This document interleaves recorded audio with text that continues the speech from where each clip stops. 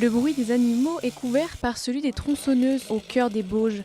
6 candidats des 4 coins de la France sont venus dans le massif savoyard pour passer une évaluation. Pas n'importe laquelle, il s'agit du niveau 4 de l'ECC4, le niveau le plus technique du permis tronçonneuse. Ils vont être jugés sur 3 épreuves différentes. Ce matin-là, c'est celle du Chablis. C'est un arbre qui est déraciné, donc on a une mise en sécurité à faire à l'aide d'un engin forestier.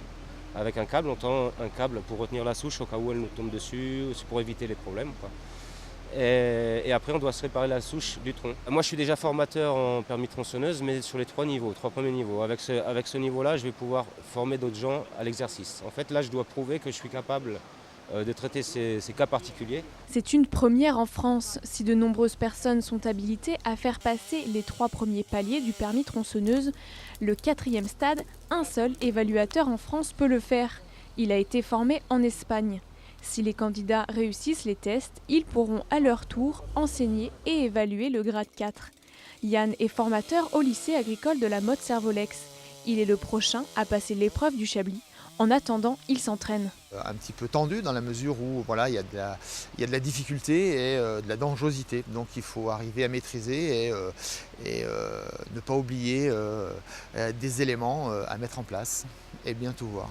Technique et connaissance de tronçonnage sur coupe difficile et sécurisation de l'utilisateur de la tronçonneuse. Ce sont notamment sur ces points-là que les candidats sont évalués. Une erreur et c'est éliminé. Voilà. Donc il y a des points critiques qui font que c'est éliminé d'entrée de jeu et d'autres, on peut les éliminer aussi sur une succession de petites erreurs. Mais il y a des erreurs critiques qui ne peuvent pas passer, quoi. Et je viens d'en recaler un pour un élément de sécurité critique.